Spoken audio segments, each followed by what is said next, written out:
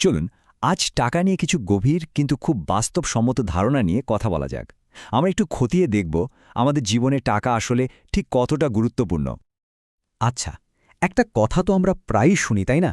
যে টাকা সুখের মূল নয়। মানে এই ধারণাটা আমাদের এটাই বোঝায় যে টাকা আর সুখের জগৎ দুটো যেন একদমই আলাদা। কিন্তু আসল ব্যাপারটা কি সত্যি তাই? আজকের আলোচনায় আমরা এমন কিছু ভাবনা দেখব যা এই চিরাচরিত ধারণাটাকে সরাসরি চ্যালেঞ্জ করে আর আমাদের এটা বুঝতে সাহায্য করবে যে টাকার আসল গুরুত্বটা ঠিক কোথা। তো প্রথমে যে বিষয়টা নিয়ে কথা বলবো সেটা হলো সম্মান। চলুন দেখি টাকা আর সামাজিক মর্যাদার মধ্যে সম্পর্কটা আসলে ঠিক কেমন। একটা কঠিন সত্যি কি জানেন? আমাদের আর্থিক অবস্থাটাই কিন্তু অনেকাংশে ঠিক করে দেয় যে সমাজ, এমনকি খুব কাছের মানুষেরা আমাদের সাথে কেমন ব্যবহার করবে। মানে পার্থক্যটা দেখুন কি সাংঘাতিক।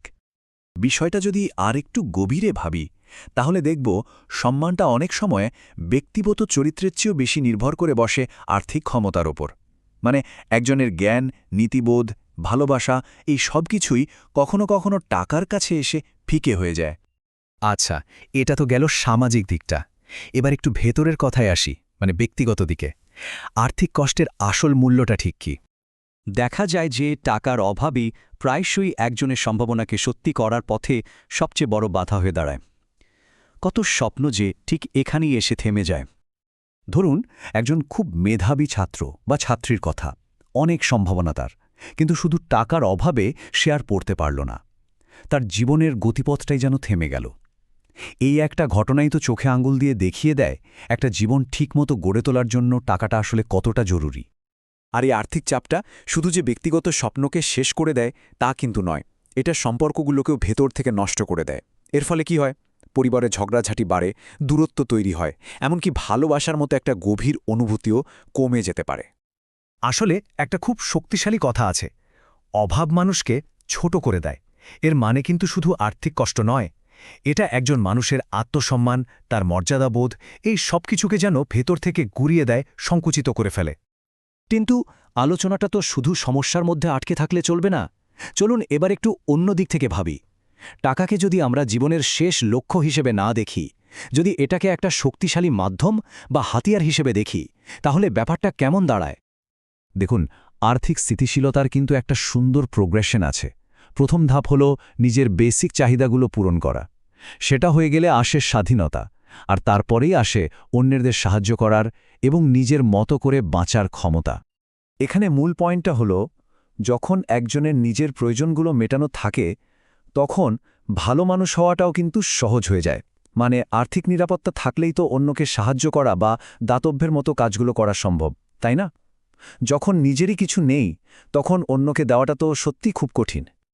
আর এখানেই টাকা আমাদের সবচেয়ে বড় যে জিনিসটা দেয় সেটা হলো স্বাধীনতা। মানে অন্যের ওপর আর্থিকভাবে নির্ভর না করে নিজের জীবনের ছোট বড় সব সিদ্ধান্ত নিজে নিতে পারার ক্ষমতা।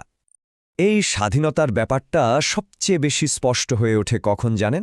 যখন কোনো স্বাস্থ্য সংকট আসে। তখন ভালো চিকিৎসা পাওয়া আর সত্যি বলতে কখনো কখনো জীবনটাই নির্ভর করে আর্থিক সামর্থ্যের ওপর। তাহলে এত সব আলোচনার পর এই যে পরস্পর বিরোধী ধারণাগুলো, এগুলোকে আমরা এক জায়গায় আনব কিভাবে?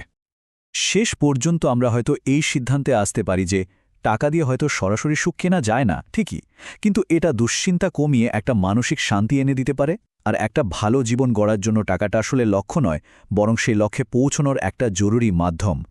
তো সবচেয়ে গুরুত্বপূর্ণ কথাটা হলো এটাই, টাকা জীবনের গন্তব্য নয়, এটা হলো সেই গন্তব্যে পৌঁছানোর জন্য একটা গাড়ি বা বাহনের মতো। তাহলে শেষ কথা কি দাঁড়ালো? দাঁড়ালো এটাই যে দায়িত্বের সাথে টাকা উপার্জন করা এবং সেটাকে ঠিকভাবে ব্যবহার করতে শেখাটা জীবনের একটা ভীষণ জরুরি দক্ষতা। নিরাপত্তা, স্বাধীনতা আর মর্যাদা সব কিছুর জন্যই এটা দরকার।